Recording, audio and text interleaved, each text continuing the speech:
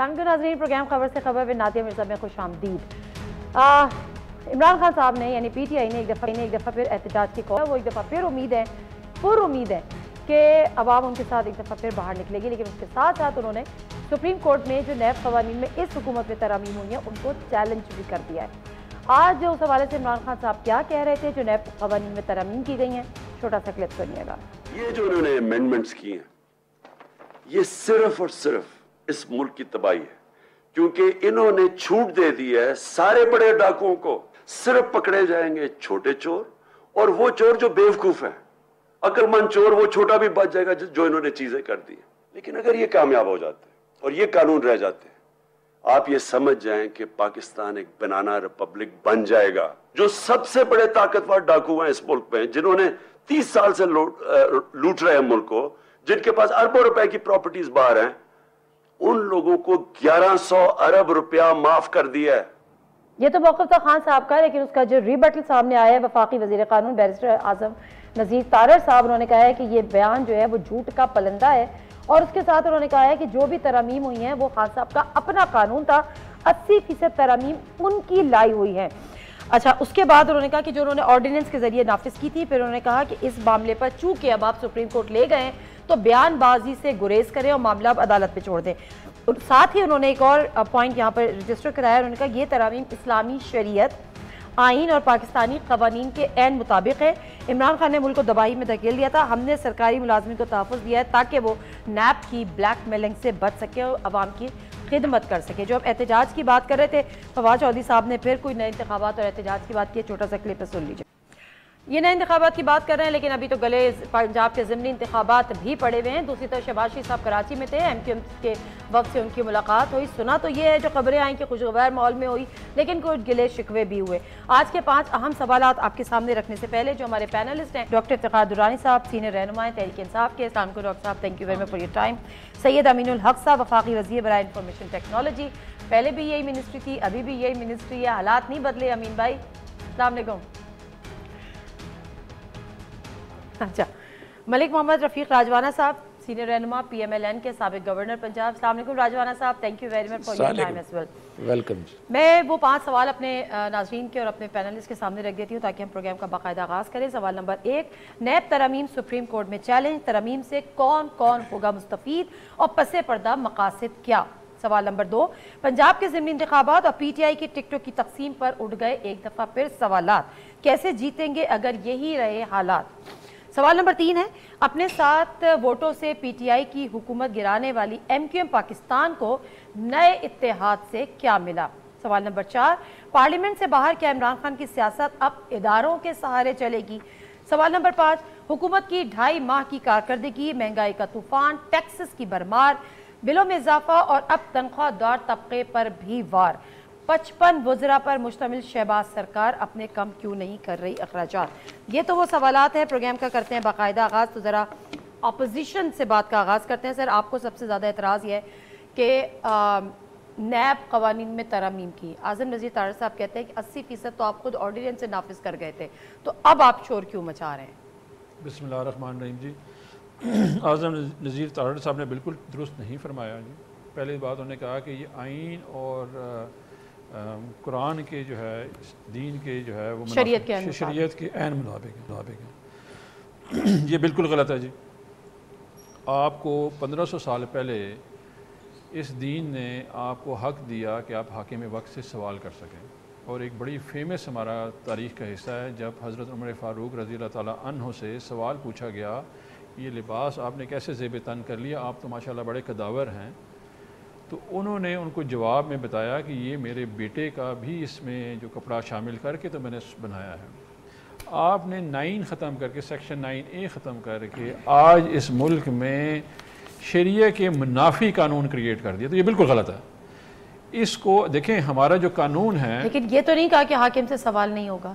9A क्या है, बारे सबूत ही चेंज किया ना, तो आप बारे सबूत चेंज हुआ, तो बारे सबूत नहीं दे सकते नहीं, तो आपसे मैं पूछूंगा, आप कहेंगे नहीं जी आप बताएं मुझे कैसे। आप हज़रत उमर फ़ारूक से जब रज़ी अल्लाह ताला अन्हु से पूछा गया, उसने ये नहीं कहा मुझे पूछ के ला के बताओ, उसने कहा मैं बताता हूँ आपको कहाँ से आया, जवाब दिया गया। ये जो कानून है ना जी, हमारा जो आइन है, उस आइन में करारदाद मकासद इंटेग्रल पार्ट है, प्रीएम्बल में शामिल है।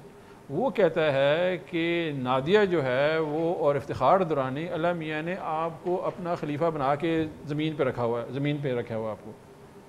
مجھے بتائیں اس وقت حکومت میں، اور ہم سارے ایز اے مسلمان سوچیں، آیا ہم ہیں؟ یہ اسلامی جمہوریہ پاکستان ہے. 2 لیول قوانین ہوتے ہیں. ویسٹ میں آپ کو سوسائٹی دیتی ہے ویلیوز، جو آپ کا اسپرٹ ہوتا ہے نا، کانسٹیٹیوشن میں آتا ہے. یہ اسلامی بھی اور جمہوریہ بھی ہے. ادھر آپ کو انٹرسٹمنٹ اللہ میاں نے قرآن میں بھی دی ہوئی ہے. سو 2 قوانین آپ کے اوپر لاگو ہوتے ہیں، ایک نہیں ہوتا. چلیں میں اس کا جواب ذرا راجوانہ صاحب سے اس حوالے سے لیتی ہوں، اس کے بعد میں امین الحق صاحب کی طرف بھی آؤں گی. راجوانہ صاحب، یہ جو چیزیں ہیں بار ثبوت کی بھی وہ بات کر رہے ہیں، پھر بیرون ملک سے آئے ہوئے ثبوت قابل قبول نہیں ہوں گے، اساسوں کی تعریف انہوں نے بدل دی ہے. اچھا پھر وہ جو یہ تمام بیسیکلی وہ ترامیم ہے جو مجھے میری یادداشت اگر صحیح کام کر رہی ہے، جب فیٹف کا بل لے کر آئی تھی P T I government parliament میں جوائنٹ سیشن میں، تو آپ لوگوں کی طرف سے شاید خاقان عباسی صاحب نے کچھ 34 کے قریب پوائنٹس دیے تھے. انہوں نے کہا تھا کہ جی یہ نیب کی قوانین میں ترمیم ہے، آپ اس کو کر دیں. اور پھر شاہ محمود قریشی صاحب نے فلور آف دا ہاؤس جب کہا تو اس پہ وہ ناراض بھی ہوئے کہ یہ ابھی پبلک کرنے والی چیز نہیں تھی، یہ تو ہمارے معاملات طے ہو رہے تھے. تو سر یہ چیزیں آپ کو لگتا ہے کہ یہ فائدہ مند ہے یا کسی اسپیسیفک شخصیات کو سامنے رکھتے ہوئے یہ قوانین میں ترامیم کی گئی ہیں؟ دیکھیں یہ غلط تاثر دیا جا رہا ہے کہ پرسن اسپیسیفائڈ امینڈمنٹ پاس ہوئی ہیں. اور دوسری بات یہ ہے کہ جیسے اعظم نذیر تارڑ صاحب نے کہا کہ یہ اسلامی نظریاتی کونسل کی رائے اس میں شامل ہے، ان کی آبزرویشن اس میں شامل ہے، قانون اور آئین کے مطابق ہے. اور کرمنل لاء میں یہ ایک اسٹیبلشڈ پرنسپل ہے کہ جی prosecution is suppose to give the evidence, بار ثبوت پروسیکیوشن پر ہوتا ہے. اب ملزم پر الزام ہے تو جس نے الزام لگایا وہ الزام ثابت کرے، اس کے بعد ملزم کا اپنا ایک ڈیفنس کا رائٹ شروع ہوتا ہے. ٹھیک ہے. اور فیئر ٹرائل جو ہے وہ آرٹیکل 10A ایک بنیادی حق ہے آئین کہ آرٹیکل 10A جو میں گزارش کر رہا ہوں اس کے تحت فیئر ٹرائل ہو. تو میرے خیال میں یہ فیئر ٹرائل نہیں ہے کہ آپ جو ہے نا بندے کو کہیں آپ ثابت کریں یہ جرم آپ نے کیا یا نہیں کیا، پہلے پروسیکیوشن ثابت کرے پھر. اور انفارچونیٹلی ہو یہ رہا ہے، آپ نے دیکھا ہوگا عدالتوں میں کیس زیر سماعت ہے. پرسوں یا شاید کل کہیں عمران خان صاحب تقریر کر رہے تھے یا ان کا کوئی کلپ پرانا دکھا رہے تھے ٹیلی ویژن پر، انہوں نے کہا جی کہ یہ FIA کا کیس جو ہے میاں شہباز شریف صاحب اور حمزہ شہباز پر یہ اوپن اینڈ شٹ کیس ہے. ٹھیک ہے جی. اب میں یہی گزارش کروں گا کہ اس میں یہ بات کرنا ان کے مناسب نہیں ہے. وہ اس طرح سے ایسے بیانوں سے کیا کورٹ کو انفلوئنس کرنا چاہتے ہیں. Matter is sub judice number 1. Number 2، جو ضمانت کا فیصلہ اس کورٹ نے دیا ہے اس میں ایک ضمانت کے وقت ایک tentative assessment of the prosecution evidence یا پروسیکیوشن میٹیریل ہوتی ہے. انہوں نے جو ٹینٹیٹیو اسیسمنٹ دی ہے انہوں نے بہت کچھ لکھا اور رات اس کے اپنا شاہ زیب خانزادہ کے پروگرام میں انہوں نے ایک ایک چیز کو ڈسکس کیا. اور اس کے بعد آپ یہ دیکھیں. راجوانہ صاحب معذرت کے ساتھ مجھے ایک بات کا جواب دے دیں. یہ جو آپ نے کہا کہ جو بار ثبوت کی بات ہو رہی ہے تو یہ جو الزام لگاتا ہے پھر یہ پروسیکیوشن کا کام ہے کہ یہ ثابت کرے. بالفرض آپ مجھے کہتے ہیں کہ نادیہ آپ کے پاس جو یہ فون ہے یہ آپ نے کہیں سے چوری کیا ہے، تو میں اپنی کلیریفیکیشن نہیں دوں گی کہ نہیں راجوانہ صاحب آپ کیسی بات کر رہے ہیں، میں نے چوری نہیں کیا، میرے پاس کی پیکنگ ہے، میں نے فلاں جگہ سے خریدا تھا، یہ اس کی رسید ہے، یا میں کہوں گی کہ جائیں جی پروسیکیوشن اس کو ثابت کریں. اب آپ دیکھیں نا آپ کو کہیں گے چوری کیا، آپ کو چوری کرتے ہوئے فلاں بندے نے دیکھا، فلاں کے گھر سے اٹھایا، وہاں آپ کام کرتی تھی یا وہاں آپ گئے ملنے اور وہاں سے اٹھایا، یہ 2 گواہ ہیں. مطلب میں اپنی صفائی دینے کی پابند نہیں ہوں، میں کہوں گی کر لو جو کرنا ہے، ثبوت لے کے آؤ. Coming to the point. ٹھیک ہے جی. اس کے بعد پھر آپ کا رائٹ شروع ہوگا کہ یہ غلط کہہ رہے ہیں اور یہ میرے پاس اس کی رسید ہے اور یہ فلاں دکان سے میں نے لیا. آپ کا پھر جو ڈیفینس ہے بعد میں شروع ہوگا جب پروسیکیوشن کی ایویڈنس آ جائے گی. ٹھیک ہے. اور دوسری ایک بات اسی حوالے سے میں اور بات کر دوں. جی راجوانہ صاحب دوبارہ آؤں گی، بریک آ جائے گا. امین الحق صاحب کی طرف نہیں جان. امین الحق صاحب اس کو مجھے آپ بتائے گا کیونکہ یہ سب کچھ جو ہوا جس کا آپ بھی یقیناً حصہ تھے. اب میں آؤں گی آپ کی ملاقات جو شہباز شریف صاحب سے ہوئی ہے، لیکن اس سے پہلے اس کو NRO 2 بھی کہا جا رہا ہے. یہ جو نیب میں قوانین میں ترمیم اس کو NRO 2 بھی کہا جا رہا ہے. اور اگین تھوڑی سی بیماری ہے چیزیں یاد رکھنے کی. تو جب NRO 1 آیا تھا مشرف صاحب کا اور اس کے بعد جب اس کو قانونی شکل دینے کے لیے پارلیمان میں لایا گیا. آپ اس وقت بھی اتحادی تھے پیپلز پارٹی کی حکومت کے, اور آپ نے وہ پیچھے ہٹ گئے تھے کہ ہم اس کو قانونی شکل نہیں دیں گے, اس کو ہم مطلب قانون کا ایسا نہیں بنائیں گے. اور اس کے بعد لیجسلیشن میں آپ نے ساتھ نہیں دیا, جس پہ پیپلز پارٹی نہیں اس کو کر سکی. تو سر آج آپ کہاں کھڑے ہیں؟ آپ کو لگتا ہے یہ صحیح ہے یہ ترامیم؟ دیکھیں نادیہ, نیب کے قانون کے حوالے سے میرا خیال ہے زیادہ بہتر طریقے سے ہمارے بیرسٹر یا وکیل صاحب بات گفتگو کر سکتے ہیں, لیکن جہاں تک ایز اے پولیٹیکل ورکر کے طور پہ میں اس کا انالیسس کر دیتا ہوں. دیکھیں اس میں میں سمجھتا ہوں کہ یس وزیر قانون صاحب کا بیان کسی حد تک درست ہے کہ جو اس میں ترامیم کی گئی ہے یہ تقریباً 50 یا 60% وہی ترامیم ہے جو پچھلی حکومت ہے, یعنی کہ خان صاحب کی جو حکومت تھی, پی ٹی آئی کی حکومت, اس میں بھی یہ تمام چیزیں شامل تھے. میرا خیال ہے اسی طریقے کی چیز موجود. دیٹس کریکٹ راجوانا صاحب, دیٹس کریکٹ. میں عرض کر دوں کہ اس میں دو بڑے امپورٹنٹ چیز. اس میں کیا تھا کہ سرکاری ملازم کو پروٹیکشن دینا, بزنس کمیونٹی کے خلاف نہ جانا. یہ چیزیں مجھے اب تک یاد ہے کہ اسمبلی میں اس پہ ڈسکشن ہوئی تھی, میں بھی ایک دو میٹنگ میں اس کا حصہ رہا تھا. اور سب سے اچھی بات کیا ہے کہ جرم ثابت کرنا.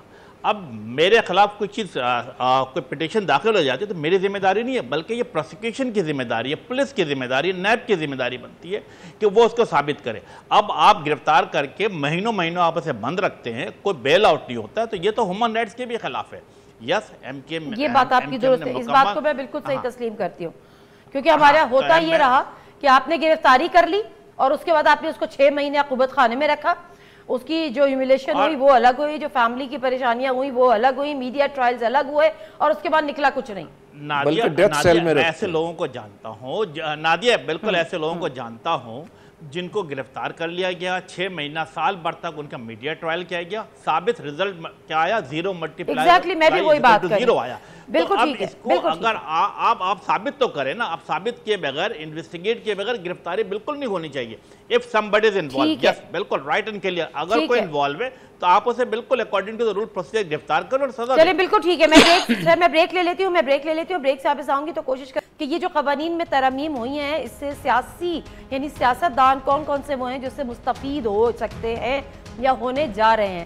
مختصر بریک لیتے ہیں, واپس آتے ہیں. شہباز شریف صاحب کی کیا ملاقات ہوئی ایم کیو ایم سے, مزید کوئی یقین دہانیاں کرائی نہیں کرائی, وہ بھی ذرا جانیں.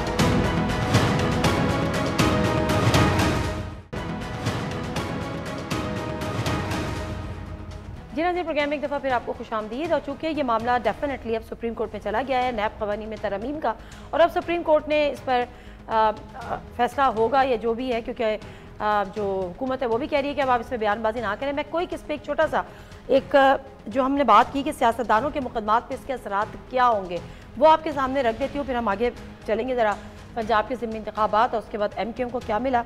جو ترامیم ہوئی ہیں سیکشن جی 21, بیرون ملک کے ثبوت قابل قبول نہیں ہوں گے بیرون ملک سے آئے ہوئے, یعنی مریم نواز صاحبہ کا جو کیلبری فونٹ والا کیس تھا وہ اس سے ختم ہو جاتا ہے. سیکشن نمبر 14, ملزم پر اثاثوں کی منی ٹریل دینے کی ذمہ داری بھی ختم ہو گئی ہے, یعنی نواز شریف صاحب کے جو آمدنی سے زیادہ اثاثہ جات تھے وہ اس پر بھی اثر انداز ہوگا. سیکشن 9A اثاثوں کی تعریف تبدیل کر دی گئی ہے.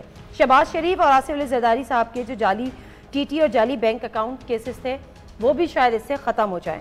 سیکشن 9A ایکٹ مفاد عامہ سے متعلق مقدمات نے کم از کم متاثرین کی تعداد 100 کر دی ہے, یعنی اس سے جو پیراگون ہاؤسنگ کیس تھا وہ 73 متاثرین وہ بھی اس سے افیکٹ ہوتا ہے. سیکشن 23 دوران تفتیش ملزم اپنے اثاثہ جات ہی فروخت کر سکتا ہے, مطلب تھرڈ پارٹی انٹرسٹ کی وجہ سے تفتیش اور اثاثوں کی بازیابی ناممکن ہو جائے گی. آپ سے انویسٹیگیشن ہو رہی ہے اور آپ اپنے اثاثے دڑ بیچ رہے ہیں. سیکشن 23 ترامیم کے بعد چیئرمین نیب کسی جگہ کو پولیس یا پولیس اسٹیشن ڈکلیئر نہیں کر سکتا, یعنی گواہوں کی کہا جا رہا ہے کہ اس سے حفاظت نہیں ہوگی. سیکشن 5U سرکاری عہدیداران کے ساتھ مل کر کرپشن کرنے والے عام شہریوں کے نام مقدمات سے خارج ہو جائیں گے. کرپٹ لوگوں کے فرنٹ مینز اور ایجنٹ کو تحفظ اور اس لیے حوصلہ افزائی ہوگی. سیکشن 5 بے نامی کی تعریف بھی بدل دی ہے, یعنی اگر جو بھی کرپشن کرتا ہے, میں کرپٹ افراد کا سخت وہ نہیں, جو بھی کرپشن کرتا ہے وہ اگر اپنے رشتہ داروں اپنی بیوی بچوں کے ناموں پر جائیدادیں خریدے گا تو اس کو کوئی پوچھنے والا نہیں ہوگا. ترامیم کے بعد نیب صدر پاکستان کے بجائے وزارت داخلہ کے ماتحت ہوگا, یعنی نیب کی خود مختاری بھی تقریباً اس سے ختم ہو جائے گی. تھوڑا سا اس پہ اپنا انپٹ دے دیجیے گا اگر میں صحیح ہوں. باقی آ جاتے ہیں پنجاب کے ضمنی انتخابات جہاں پر آپ کے لیے ہیں مشکلات ہی مشکلات. ایک آپ مس کرنی سیکشن 4 جس میں راجہ پرویز اشرف اور شاہد خاقان عباسی کے مقدمات ختم ہو جائیں گے، باقی آپ نے بالکل ٹھیک پڑھا. اچھا آپ نے، میں نے کاپی پیسٹ نہیں کیا، آپ سوچ رہے ہو کاپی پیسٹ کیا ہے. نہیں جینوئنلی آپ کی ریسرچ بہت اچھی تھی کہ وہ اس میں صرف ایک سیکشن 4 مس ہو گیا. یہ بالکل پرسن اسپیسیفک تھا. انہوں نے سب آئیڈینٹیفائی کرنے کے بعد یہی تو این آر او مانگ رہے تھے، یہ جو عمران خان سے بار بار کہہ رہے این آر او نہیں دوں گا نہیں دوں گا، وہ اسی کی چلیں پنجاب کے ضمنی انتخابات، ایک اکیلا خان، باقی آگے ساری جماعتیں، ساری جماعتیں. بالکل. یہ دیکھیں جی، یہ زبردست جو ہے انتخابات ہوں گے. کل سے عمران خان شروع کر رہے ہیں کیمپین، کل لاہور تشریف لے کے جا رہے ہیں، 4 حلقوں میں ان کی ایکٹیویٹی ہے، ورکر کنونشن ہے، سب سے ملیں گے. اور ہم تحریک انصاف والے بالکل تیار ہیں اس الیکشن کے لیے. 20 حلقوں میں کینڈیڈیٹ ہمارے جو ہے فیلڈ کر دیے گئے ہیں، پولیٹیکل ایکٹیویٹی سٹارٹ ہو گئی ہے. اور انشاءاللہ آپ کی نظر میں سب اچھا ہو رہا ہے. مجھے یاد ہے کہ جب آپ لوگ الیکشن آ رہے تھے تو خان صاحب نے کہا کہ میں نے غلط لوگوں کو ٹکٹس دیے، اس دفعہ میں خود سب کو دیکھوں گا. میرے پاس ان کی لسٹ ہے، میرا خیال ہے یہ 18 کے قریب ہیں جو پہلے کبھی کوئی پی ٹی آئی، کوئی کسی کا کوئی نظریاتی ان میں نہیں ہے. 2013 میں ایک پی پی کے امیدوار تھے، پی پی 7 کا ہوٹا اور صداقت عباسی سے ان کا جھگڑا. پی پی 83 خوشاب، حسن اسلم اوان جو کہ آپ کے نیپوٹزم کے آپ خلاف تھے لیکن وہ ان کے آپ کے اپنے ایم این اے کے وہ بھائی ہیں. پارٹیز بھی وہ بدل چکے ہیں. پی پی 90 بھکر، عرفان اللہ نیازی جو کہ چند ہفتے قبل مسلم لیگ نون بھکر کے جنرل سیکریٹری تھے. پی پی 97 علی افضل ساہی، سیاسی گھرانے سے ان کا تعلق، چچا اور کزن ایم این اے، پورا خاندان نون لیگ کا تھا. 2018 میں اپنا سیاسی رخ بدلا. مطلب پھر آپ الیکٹیبلز کے پیچھے جا رہے ہیں، پھر آپ اپنے نیپوٹزم کو اپنے فروغ دے رہے ہیں، تو پھر آپ امید کریں گے کہ آپ جیت جائیں اور پھر آپ ہاریں گے تو آپ کہیں گے آپ کے ساتھ دھاندلی ہو گئی. یہ میرے پر ٹائم کم ہے ورنہ پوری لسٹ میں آپ کو پڑھ دیتی، چاہیں گے تو آپ کو دے دوں گی. دیکھیں ہمارا ایک پارلیمانی بورڈ ہے جو یہ فیصلہ کرتا ہے، چیئرمین صاحب اس کو ہیڈ کرتے ہیں. تو پھر مانے کہ پھر آپ الیکٹیبلز کی پالیٹکس کر رہے ہیں جس کی توبہ پکڑی تھی خان صاحب نے اور کہا تھا کہ ڈسپلن کی گولی لینی پڑتی تھی مجھے، اب میں ایسا کام نہیں کروں گا. میرا خیال ہے یہ نام تو کوئی جنرلی کوئی جانتا بھی نہیں ہے. اور جو ہمارے سر بیک گراؤنڈ کسی کا پی ٹی آئی کا نہیں ہے. کوئی 2018 میں کسی نے پی ایم ایل این سے آیا، کوئی پیپلز پارٹی سے آیا، کہ کوئی ایم این اے کا بھائی ہے، کوئی ایم پی اے کا بھائی ہے، تو پھر وہی سیاست کر رہے ہیں دوبارہ. جتنا یہ امپورٹنٹ الیکشن ہے اس حساب سے ٹھیک ٹکٹ دیے گئے ہوں گے. نیچرلی پارلیمانی بورڈ میں آپ کے ریجنل جو پریزیڈنٹ ہے وہ بھی انوالو ہیں. پھر مان لیں کہ پھر آپ الیکٹیبلز کے پیچھے ہیں، پھر مان لیں کہ آپ نیپوٹزم کو نہیں چھوڑ رہے. میں تو ان میں سے کسی کو جانتا بھی نہیں ہوں کہ الیکٹیبل کیسا ہے جس کو لوگ نہیں جانتے. آپ نے نام پڑھ کے سنا دیا تو آپ الیکٹیبل بنا دیں. میری یہ ہے کہ اگر وہ 2018 کے الیکشن میں پی پی کے ٹکٹ سے لڑا یا 2018 میں وہ نون لیگ کے ٹکٹ سے لڑا، اب آپ اس کو پھر آپ اس کو نظریاتی کارکن تو نہ ہوا نا سر یہ آپ کا. اس وقت عمران خان کا بیانیہ جو ہے وہ سر چڑھ پہ بول رہا ہے، ہر جگہ پہ لوگ آنا چاہ رہے ہیں، بیانیے پہ لوگ ووٹ دیں گے. چلیں میں اس پہ راجوانا صاحب سے بات کر لیتی ہوں. راجوانا صاحب آپ پنجاب میں بیٹھے ہیں تو ذرا مجھے بتائیے نا کہ خان صاحب کا بیانیہ وہاں پر کتنا مقبول ہے اس وقت، اور کہا یہ جا رہا ہے کہ یہ الیکشن بہت اہم ہے اور آپ سے زیادہ حقیقتاً یہ پی ٹی آئی کے لیے اہم ہے. کیا دیکھ رہے ہیں صورتحال وہاں پر؟ دیکھیں یہ پی ٹی آئی کے لیے بھی بہت اہم الیکشن ہے، نو ڈاؤٹ ان اٹ، ٹھیک ہے جی. اور پی ٹی آئی کے ٹکٹ جن جن لوگوں کو دیے، جیسے آپ نے ابھی بتایا، تھوڑی سی لسٹ آپ نے بتائی، اور کچھ پوری لسٹ ہے میرے پر 18 لوگوں کی پڑھوں گی تو پھر آپ میرے علم میں بھی ہیں. دیکھیے ایک بات سنیے، کہنے میں کچھ اور ہوتا ہے، کرنے میں کچھ اور ہوتا ہے. آپ پاکستان میں ہمدردی پی ٹی آئی کے ساتھ آپ لوگوں کی ہوتی ہے؟ نہیں ہمدردی تو میری ہے، واقعی بیچارے خراب ہو رہے ہیں، اور کبھی 20 سال ورلڈ کپ سر پہ اٹھا کے پھر رہے تھے، اب سائفر سر پہ اٹھا کے پھر رہے، بڑی ہمدردی ہے میری ان کے ساتھ. اچھا جی، معذرت کے ساتھ بات کا جواب دے رہا ہوں.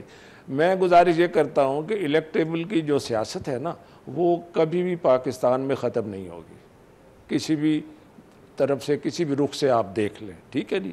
کیونکہ جماعتوں کو یہ ہوتا ہے کسی بھی irrespective of any political party, مگر کیونکہ عمران خان صاحب نے پرٹیکولرلی یہ کہا تھا کہ میں ٹکٹ سوچ سمجھ کے دوں گا، الیکٹیبلز کو نہیں دوں گا، تو اپنی ہی بات کی نفی کی. میں اس پہ کوئی کریٹیسائز اس لیے نہیں کرتا کہ یہ مجبوری ہے پنجاب کی یا پاکستان کی سیاست کی کہ جو بندہ الیکشن جیت سکتا ہے، اگر وہ خواہش کا اظہار کرتا ہے یا اس کو کوئی پارٹی مجبور کرتی ہے تو بعض اوقات یہ ہوتا ہے اور پرانے ورکروں پر چھری چل جاتی ہے، پرانے لوگوں کو اگنور کیا جاتا ہے.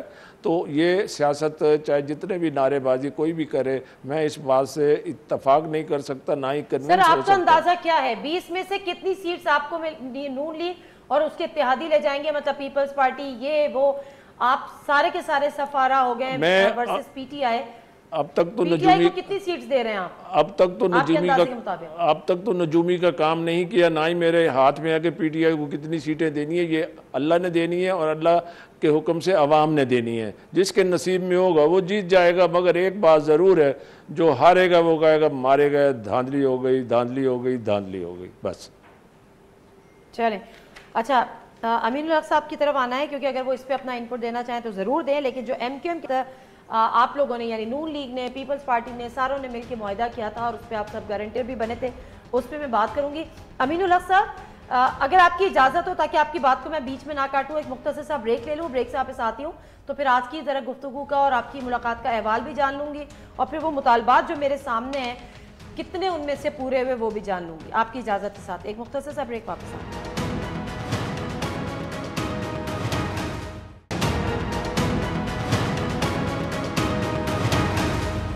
جی ناظرین، پروگرام ایک دفعہ پھر آپ کو خوش آمدید کہتے ہیں۔ امین الحق صاحب، آج آپ کی شہباز شریف صاحب سے ملاقاتیں ہوئی، پہلے مجھے وہ گلے شکوے بتائیے گا جو آپ نے ان سے کیے، کیونکہ میرے پاس تو لسٹ ہے۔ اچھا، میں عرض کر دیتا ہوں، میں اس پہ آنے سے پہلے جو آپ نے پنجاب کے الیکشن کی بات کی اس پہ 1 منٹ میں بات کر لوں کہ یہ جو ضمنی انتخابات ہو رہے ہیں، میرا خیال MQM کا ایک پرنسپل اسٹینڈ ہے کہ سرمایہ داروں کو، وڈیروں کو، سرداروں کو یا سیاسی وراثت کے لوگوں کو ٹکٹ نہیں دینا چاہیے، ہونا کیا چاہیے، پولیٹیکل لوگوں کو دینا چاہیے۔ اور MQM نے کیا مثال قائم کی؟ NA-240 کا الیکشن جو آپ سے 5 دن پہلے لانڈی میں ہوا، MQM نے کس کو کھڑا کیا؟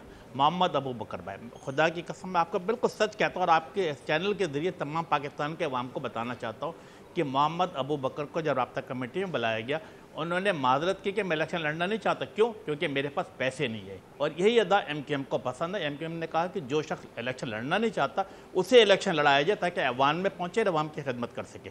دوسری مثال آپ کے سامنے ہمارے سینیٹر خالدہ طیب کی ہے، ان کے شوہر کے انتقال کے بعد عدت کی زندگی گزار رہی تھی۔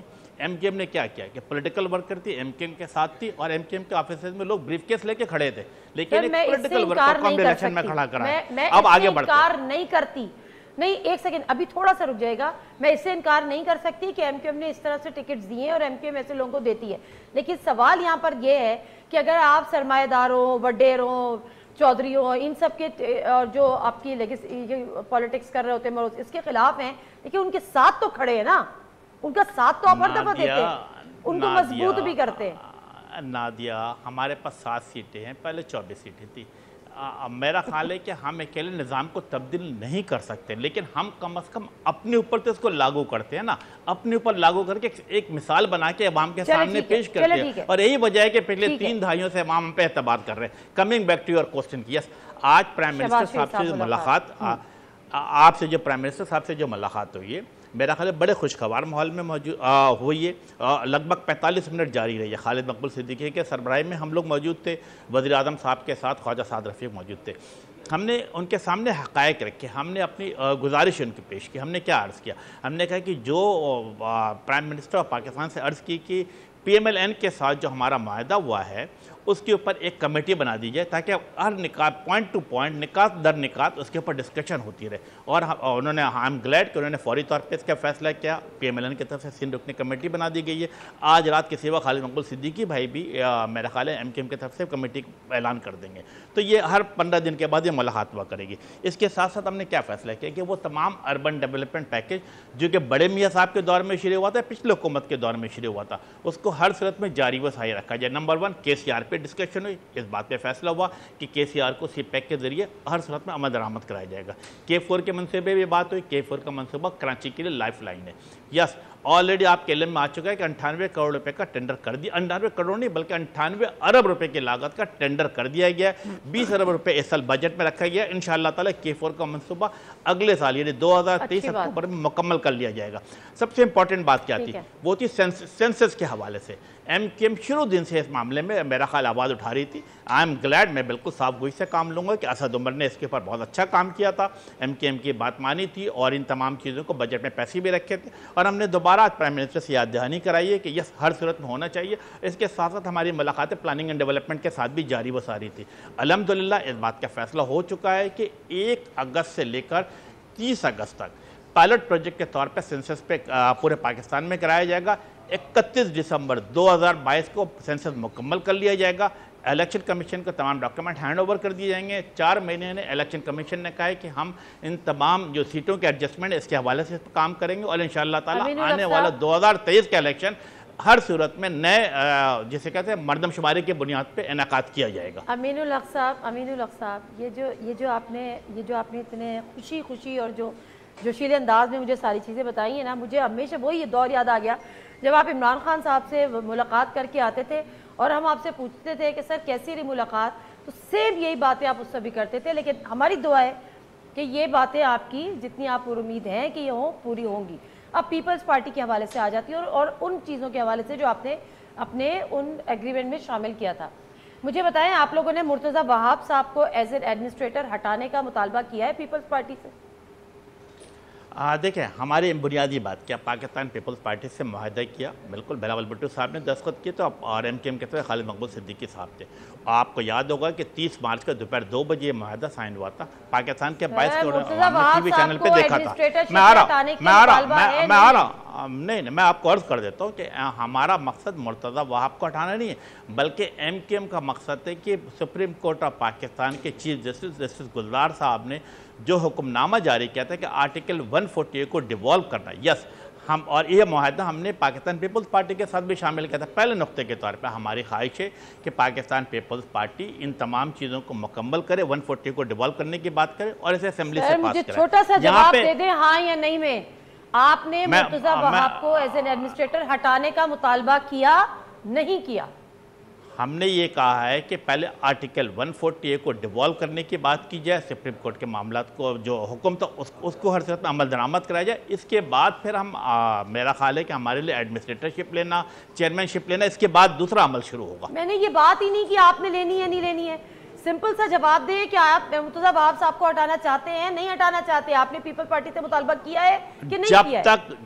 جب تک آرٹیکل 148 کے تحت اختیارات ڈیوالو نہیں کیے جائیں گے, میئر ہو ایڈمنسٹریٹر ہو, میں سمجھتا ہوں یہ انتہائی بیکار ہے. یس ہماری ٹاپ پرائیورٹی ہے کہ ٹاپ پرائیورٹی ہے کہ ذرا ایک سیکنڈ امین الحق صاحب ایک سیکنڈ ذرا وہ کلپ چلائے گا. ناصر حسین شاہ صاحب سے ہم نے کچھ پوچھا تھا, سوال کیا تھا, چلا دیجیے جلدی سے. کیا مرتضی وہاب کو ہٹانے کا بھی ایم کیو ایم نے مطالبہ کیا تھا؟ جی بالکل, وہ ہے ان کا اور اس پر عمل ہو جائے گا. جی جی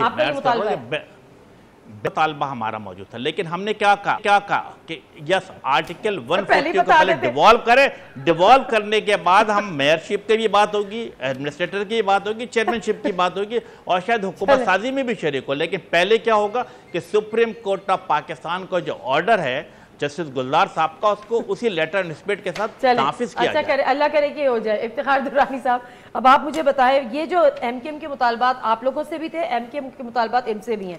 وہ کہتے ہیں لاپتہ افراد کی بازیابی ہو, گھروں میں واپسی ہو. ایم کیو ایم تو گئی مہنگائی کی وجہ سے, تو وہ تو میں نے نہیں سنا آپ کا مطالبہ آیا کہ جی اس وقت تو ہمارے وقتوں میں اگر مہنگائی تھی تو اس وقت تو میرا خیال ہے ایٹم بم گرا ہوا کا, تو وہ تو کوئی ایشو میں نے سنا نہیں ہے. آج تو اس وقت تو مہنگائی ختم ہو گئی ہے. دودھ اور شہر کی نہریں یاد ہے جو 5 روپے پیٹرول بڑا تھا تو اتحاد سے باہر نکل گئی تھی. آج پیٹرول بم نہیں, پتہ نہیں کون کیا ایٹم بم گر رہا ہے, اور ایم کیو ایم کہتی ہے کہ جی ابھی راجوانہ صاحب کو کہتے ہیں کہ یو آر رائٹ. تو میں ایم کیو ایم سے یہ ایکسپیکٹ نہیں کرتی, لیکن کچھ تو مجبوریاں رہی ہوں گی, یوں کوئی بے وفا نہیں ہوتا. تو میں سمجھا کہ امین الحق صاحب سب سے پہلے بولیں گے کہ ہم نے پروٹیسٹ کیا کہ آپ اتنی مہنگائی کر دی. ہمارے ساتھ پروٹیسٹ کرتے تھے نہیں, میں نے کرنا چاہیے تھا نا, کہ ہم سے تو اس پروٹیکسٹ پہ کہ جی اتنی مہنگائی ہوگی, ہم عوام کو جو ہے منہ نہیں دکھا سکتے.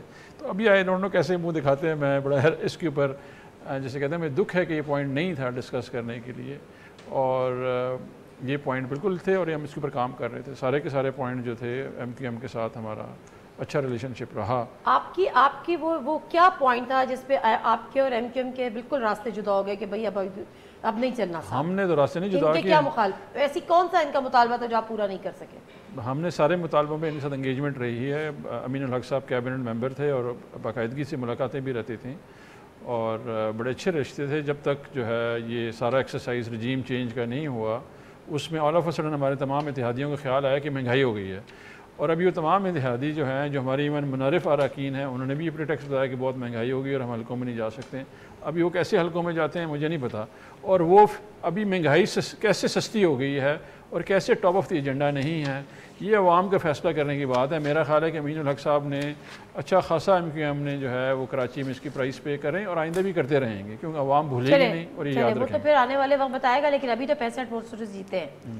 اچھا راجوانا صاحب 8.9% ووٹیں ٹرن ہاں وہ تو ظاہر ہے یہی ہوتا ہے نارملی، خیر یہ تو بہت ہی زیادہ کم تھا، لیکن بہرحال بائی الیکشن تھا تو کم ہوتا ہے۔ خواتین سے 10% کم جو ہے اب الیکشن ہوتا نہیں ہے ویسے۔ حکومت کی 2.5 ماہ کی کارکردگی، مہنگائی کا طوفان نہیں شدید طوفان، ٹیکسز کی بھرمار، بلوں میں اضافہ، تنخواہ دار طبقے پر بھی آپ نے وار کر دیا۔ جو آپ نے کہا تھا 1 لاکھ کی آپ نے چھوٹ دی تھی، اب وہ 50,000 والے کی بھی سیلری سے زیادہ کی بھی سیلری کٹے گی۔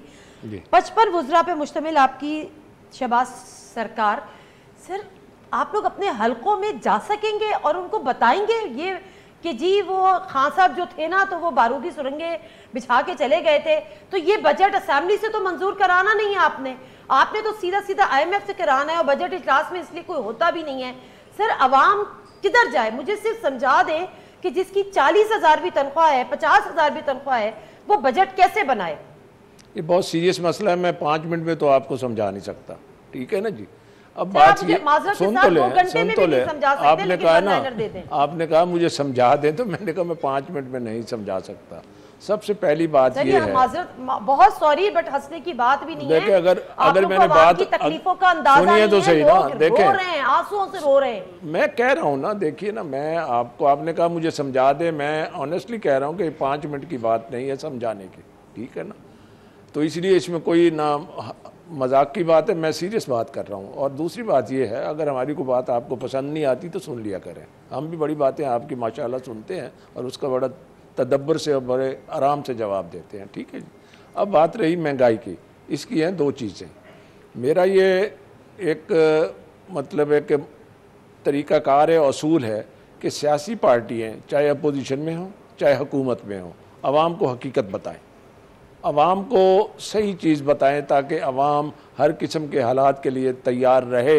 برداشت تو عوام کوئی مہنگائی 1 روپے کی مزید برداشت نہیں کر سکتی، اور جتنی ہو گئی ہے عوام وہ بھی برداشت نہیں کر سکتی، اس میں کوئی 2 رائے نہیں ہے کہ عوام جو ہے اس مہنگائی سے پریشان بھی ہے اور تنگ بھی ہے۔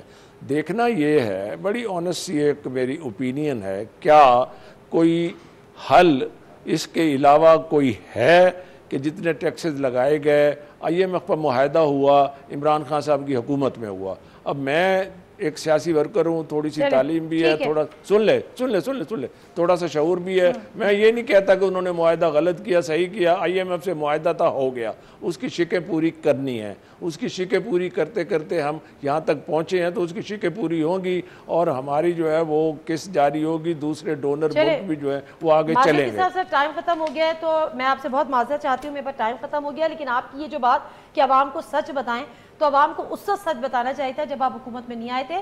یہ نہیں کہنا چاہیے تھا کہ ہم آئیں گے اور مہنگائی مکاؤ مارچ، تو آگے حالات ہی ایسے پیدا ہو گئے، بارودی سرنگیں تو بعد میں نظر آئیں۔ سب پتا تھا، اسٹینڈنگ کمیٹی میں آپ کے لوگ تھے، آپ سب جانتے تھے کہ یہ بددیانتی اگر کر رہے ہیں، بارودی سرنگیں بچا رہے ہیں۔ عوام کو چکر دیا اس میں ایڈ کر دیں بفور یو کنکلوڈ۔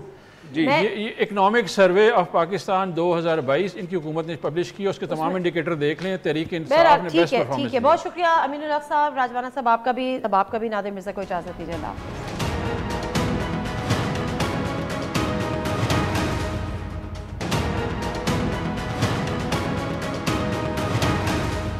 آپ نے مرتضی وہاب کو ایز این ایڈمنسٹریٹر ہٹانے کا مطالبہ کیا نہیں کیا؟ ہم نے یہ کہا ہے کہ پہلے آرٹیکل 140A کو ڈیوالو کرنے کی بات کی جائے، سپریم کورٹ کے معاملات کو جو حکم تھا اس کو ہر صورت میں عمل درآمد کرایا جائے، اس کے بعد پھر ہم میرا خیال ہے کہ ہمارے لیے ایڈمنسٹریٹر شپ لینا، چیئرمین شپ لینا، اس کے بعد دوسرا عمل شروع ہوگا۔ میں نے یہ بات ہی نہیں کہ آپ نے لینی ہے نہیں لینی ہے، سمپل سا جواب دیں کہ آپ مرتضی وہاب صاحب کو ہٹانا چاہتے ہیں نہیں ہٹانا چاہتے؟ آپ نے پیپل پارٹی سے مطالبہ کیا ہے کہ نہیں کیا ہے؟ جب تک آرٹیکل 140A کے تحت اختیارات ڈیوالو نہیں کیے جائیں گے، میئر ہو ایڈمنسٹریٹر ہو، میں سمجھتا ہوں یہ انتہائی بیکار ہے۔ یس، ہماری ٹاپ پرائیورٹی ہے کہ ٹاپ پرائیورٹی ہے کہ ذرا ایک سیکنڈ امین الحق صاحب، ایک سیکنڈ ذرا وہ کلپ چلائے گا۔ ناصر حسین شاہ صاحب سے ہم نے کچھ پوچھا تھا، سوال کیا تھا، چلا دیجیے جلدی سے۔ کیا مرتضی وہاب کو ہٹانے کا بھی MQM نے مطالبہ کیا تھا؟ جی بالکل، وہ ہے ان کا اور اس پر عمل ہو جائے گا۔ جی جی آپ کا یہ مطالبہ ہے؟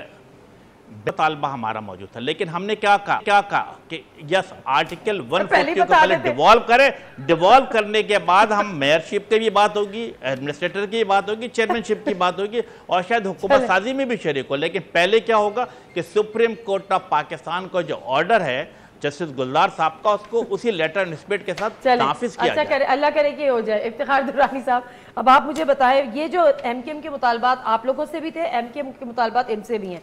वो कहते हैं लापता अफराद की बाजियाबी हो, घरों में वापसी हो। एमक्यूएम तो गई महंगाई की वजह से, तो वो तो मैंने नहीं सुना आपका मुतालबा आया कि जी इस वक्त, तो हमारे वक्तों में अगर महंगाई थी तो इस वक्त तो मेरा ख्याल है एटम बम गिरा का, तो वो तो कोई इशू मैंने सुना नहीं है। आज तो इस वक्त तो महंगाई खत्म हो गई है। दूध शहर की नहरें, याद है जो 5 रुपए पेट्रोल बढ़ा था तो इत्तेहाद से बाहर निकल गई थी। आज पेट्रोल बम नहीं, पता नहीं कौन क्या एटम बम गिर रहा है और एमकेएम कहती है कि जी अभी राजवाना साहब को कहते हैं कि यू आर राइट। तो मैं एमकेएम से ये एक्सपेक्ट नहीं करती, लेकिन कुछ तो मजबूरियां रही होंगी, यूं कोई बेवफा नहीं होता। तो मैं समझा कि अमीनुल हक साहब सबसे पहले बोलेंगे कि हमने प्रोटेस्ट किया कि आप इतनी महंगाई कर दी। हमारे साथ इस प्रोटेस्ट करते थे, नहीं मैंने करना चाहिए था ना, कि हमसे तो इस प्रोटेक्स्ट पे कि जी इतनी महंगाई होगी, हम आवाम को जो है मुंह नहीं दिखा सकते।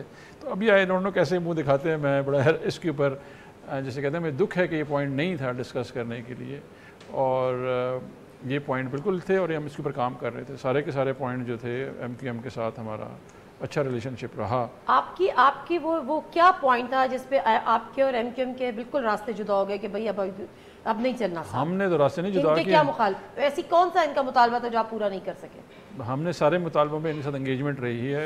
अमीनुल हक साहब कैबिनेट मेंबर थे और बाकायदगी से मुलाकातें भी रहती थीं और बड़े अच्छे रिश्ते थे, जब तक जो है ये सारा एक्सरसाइज रजीम चेंज का नहीं हुआ।